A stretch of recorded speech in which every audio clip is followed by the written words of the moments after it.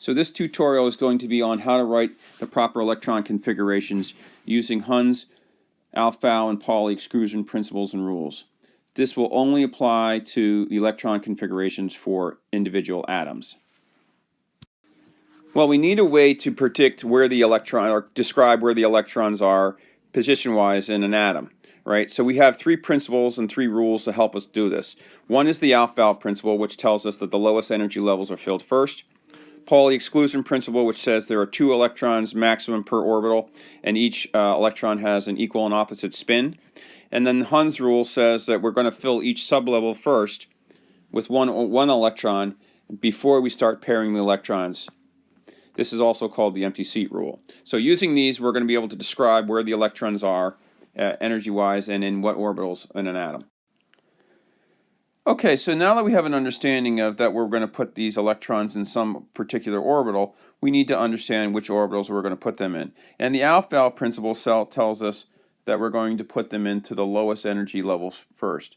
And that makes sense, but we still don't know what those are. So this chart basically will help us make the predictions of which energy levels are lower in energy than other energy levels, and therefore they will fill before the higher energy levels. So let's see how they work.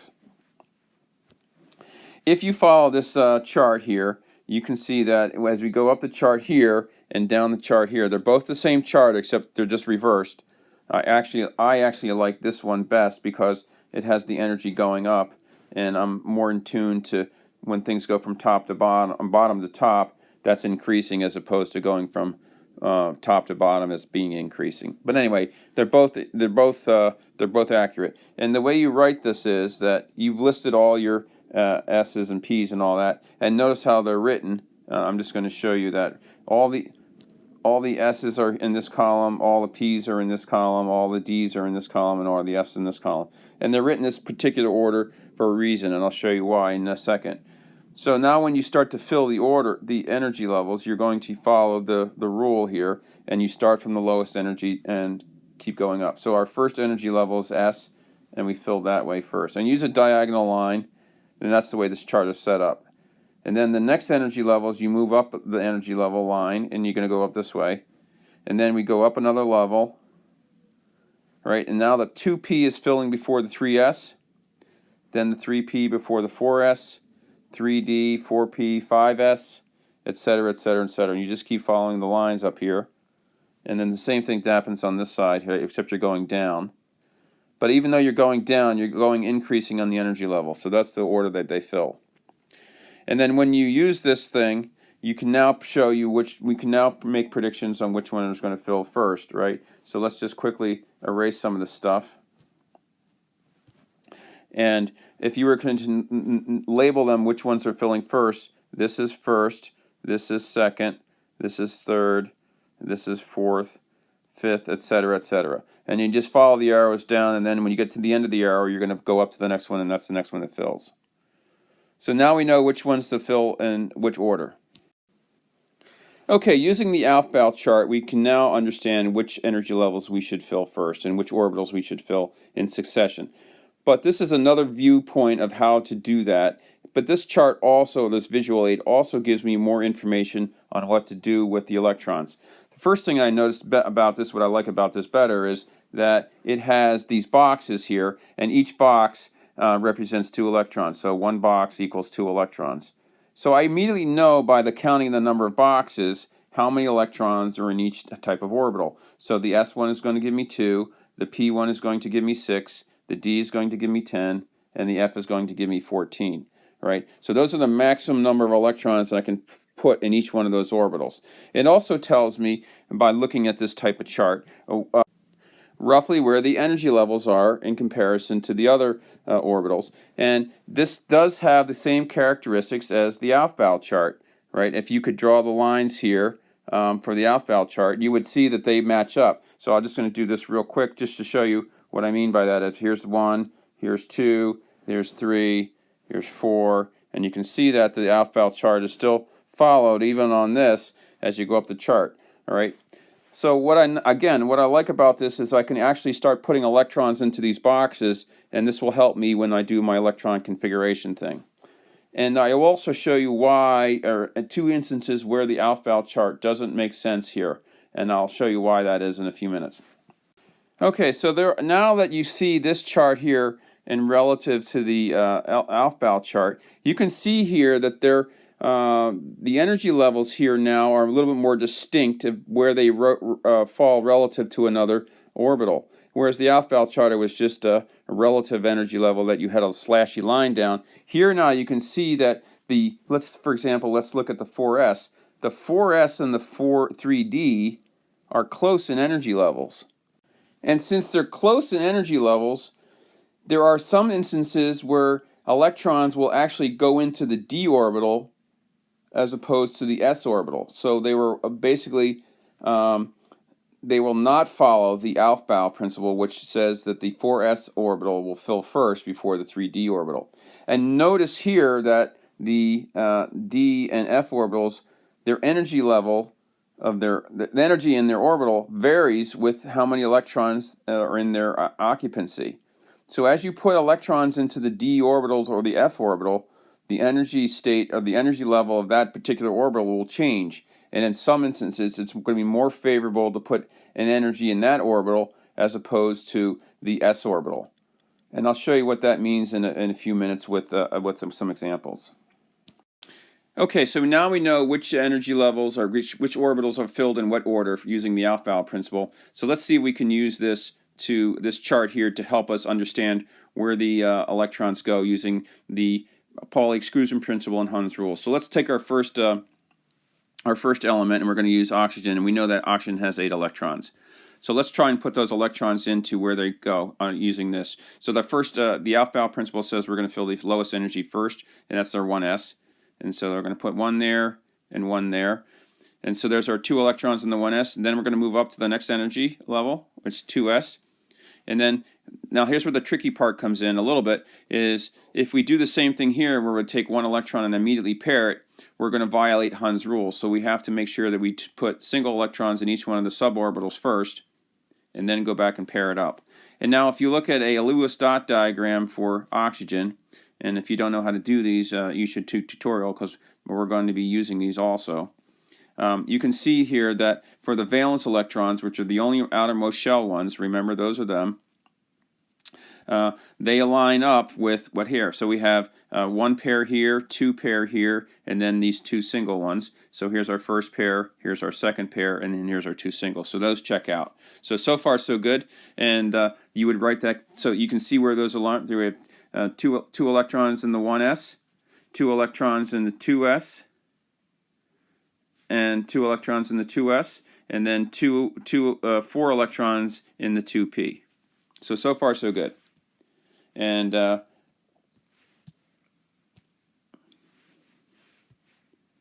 let's go to the next thing here. And let's look at another element. Let's look at calcium. And there's 20 electrons in calcium. So let's do the same thing that we did before. We're going to use the electrons. So we're going to pair the first 2 up, and then we're going to go to the next energy and pair those up, and then we'll do our thing here. And so far so good. So now we've done 10, and then we do 12. There's 15, 18. And then the last set is the pair here. And as remember here, these are not valence electrons. These are buried. So these are our only 2 valence electrons. And if we do our dot diagram for calcium, we have 1 pair of valence electrons, and that equals to that 1 pair. Again, so far so good. And you can do this for any of the elements that you have in between calcium and hydrogen. You should be able to do this for that now. It's fairly straightforward. But now let's look at some of those exceptions that I talked about that involve maybe the d orbital getting filled before the s orbital, 4s orbitals filled. So our first example for this is going to be chromium, right? And chromium has 24 electrons. So now I'm going to assume for brevity that you already know that when you get to 24, since we just did the element of calcium that has 20, that all of these electrons here are going to be filled. So I'm just going to write here filled, and you can fill them in if you want. But for the purpose of moving the video along, that's going to be filled. Now we're only interested in the last 6 electrons, because this is 18 electrons here. Remember, 18 electrons are already here, and we need 24, so there's 6 remaining. So let's just write in the 6 here for the 4s. So the alpha thing says we're supposed to fill this first, so we're going to put 1 here, 1 down, and then we go over here to D, because that's the next one up, not the P, the D. We have 1, 2, 3, and then 4, and then so those are the 4 electrons. And you would think, well, I've done nothing wrong here. I've got the alpha is done right. It tells me to fill the 4s first, then the 3d. I haven't violated the Hund's rule thing because I filled each individual suborbital first with 1 single electron before I went back and started pairing them up. And all my spins are equal. So nothing's been wrong here, except the whole thing is wrong. Because the energy state associated with 4s, 2 electrons in the 4s and 4 electrons in the 3d, are not as favorable as if you added a electron in the 3d over the 4s, and I'm going to show you why in a second. So let me erase this to make things not complicated. Okay, so now I'm going to write the actual thing for chromium, and we're going to put I'm going to use this as blue. We're going to put 1 here, and then we're going to put 1, 2, 3, 4, 5. And in this configuration, we have 1 4s electron and 5 3d electrons. That is more energetically stable, lower in energy, than if we have 2 4s electrons and 4d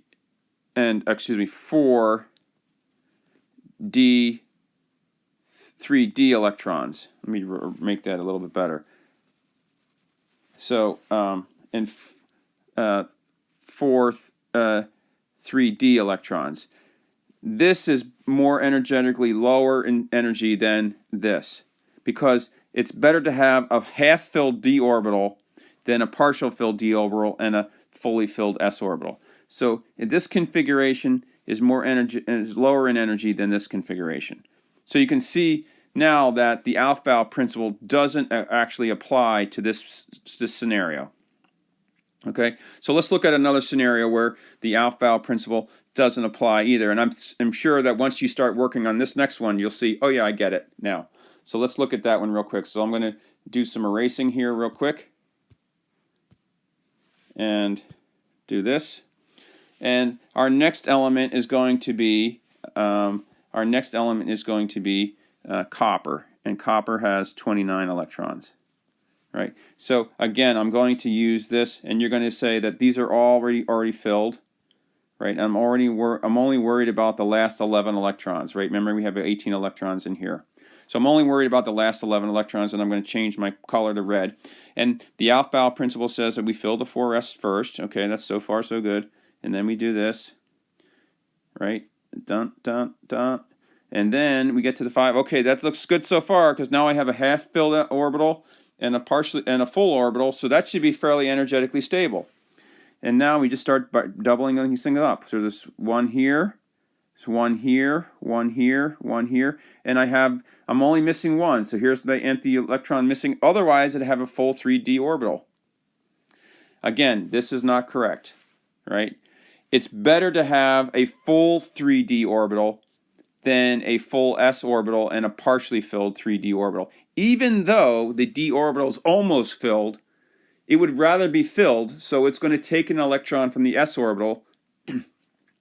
Or when it goes to filling the orbital, the electron is in the s orbital is going to be preferentially put into the d orbital. So you're not going to fill the s orbital before you fill the 3d orbital in this one. So let's just erase this real quick, and so you can get the concept. And so remember, we've already had all that stuff before, so I'm just going to write that back here at copper 29 electrons. And remember, all this stuff is already filled here, so we don't have to worry about that. And the correct configuration for this one is going to be this here, and then we're going to have all these filled. And I'm not filling them in the right way, but you would fill them normally the way we normally fill them.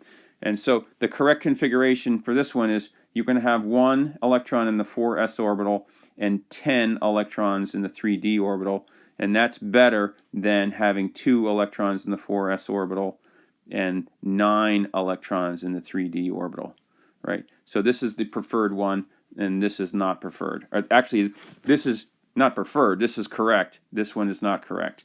So you can see how, when I said before that when you put electrons in the d orbital, the energy level of that orbital will change, and this is now going to be more favorably energetic to get all the electrons in that first before the s orbital. All right, so that hopefully will tell you all the things you need to know about when the exceptions are to the Aufbau principle and the rules. Okay, now that we know where to put the electrons and which one fills first, and there's some exceptions to the rule, we need to have a better way of writing down electron configurations than filling out a chart. So scientists have come up with a notation shorthand of how to do that. And let's look at the how that's done. So it's all based on this this one symbol here, or this type of symbol here, right here. And I'm going to describe to you the parts of the symbol. First of all, there's this energy level section. This is going to be a numeric number, and it's going to represent the energy level of the electron. Depending on where the electron you're describing, it's going to tell you what that electron is. So for example, this could be any number between 1 and 7. Right? So an electron in the second orbital, or the second orbital, is going to be a 2. Electron in the third orbital is going to be a 3. This part of the configuration is going to be the sublevel, and that's going to be an alpha character, and the only alpha characters it can be are P, D, F, and S. S, P, D, or F, right? And that just tells you what orbital you're in, right? You're in the S orbital, you're in the P orbital, you're in the D orbital, F orbital. And this last number here, the superscript, is just the number of electrons that you have in that particular orbital. Now the key here is that this number can never exceed the maximum number that you're allowed for that orbital. So let's give you an example of what those numbers are. So for the maximum number of electrons per orbital, the max E's are going to be, for S is going to be 2, for P is going to be equal to 6, D is going to be equal to 10, and F is going to be equal to 14. If you see a number here that's greater than any of these numbers here for its particular sublevel, now it has to be the bright sublevel. If you see an S8, for example, that's bad. That's S8 is not allowed. But an F8 would be fine. Right? That would be okay. All right. So now let's look at how we use all these rules on all these symbols here to do this. All right. And so let's look real quick. And we're going to go with our standby again with this oxygen. Let's look at oxygen. And we know that oxygen has 8 electrons. And so we know from the previous chart where those electrons are. And we know that they're in the 1s level, the 2s level, and then some in the 2p level. So let's write out the configuration as we should do it now. And here we go. So we know that there are 2 electrons in the 1s level. So we're going to write 1s. And we have a maximum number of 2 in that level because it's full. So we're going to put a 2 here. And then we know that there's 2 electrons in the 2s level. So that's 2s2. And then the last level is the 2p level. And we know that there's 4 electrons in that level. And so we have 2p4. And that would be the electron configuration for oxygen, right? So there you go. And that matches exactly with what the chart we did before where we filled out where all the electrons were. And so there you go. And you can write this for any one of the electron configurations that we've done before. And I'll show you some more samples on the next page. So far in the tutorial, you understand where the electrons, how the electrons are put into the energy levels, how they're paired up and all that. And now you should be able to write any type of electron configuration for any element in the periodic table. There's going to be some exceptions to some of the rules, and you might get some of the electron configurations wrong. But for the most part, I think most of the people will get, I would say, a majority or 95% of them correct the first time. So I'm just going to give you one more piece of advice to show you how these things work in real life so that once you put all those charts together, how they line up. So when we put electrons into our 1s orbital, they're going to match this this symbol here, right? So remember, 1s, here's our 1s. We have 2, here's our 2. So that's so far so good. And then you can do the same thing with the 2s, right? Here's our 2s, here's our 2s, and there's our 2 electrons, and so that would match that. And you know, you could do the same thing for here and here. So there you go. So that kind of shows you from that chart that I filled out, where I was putting electrons all next to each other and up and down all that corresponds to the actual shorthand in the formula. Now the other thing that you want to understand is, and I'm going to use the fluorine one down here, is that when you to do a check is, because we know that fluorine has 9 electrons, to do a check that you've written it right, you're going to add up all the subscripts, or excuse me, superscripts. And if you add up all the superscripts in your electron configuration notation, then you should get the same number of electrons that you actually have in the atom, right? So we know that fluorine has 9 electrons, and if these numbers don't add up to 9, not these numbers, the superscripts, if they don't add up to 9, then you've made a mistake someplace on where accounting for the electrons. And you can demonstrate that for this one too. So hopefully you understand now how to write these electron configurations, and that the tutorial was helpful for you to understand how the electrons are filled into the orbitals, which ones get filled first, and then how does this correspond to when we go to write the electron configuration. You should practice some of these in class on some of the worksheets I've given you, and if you need additional help, you can come find me.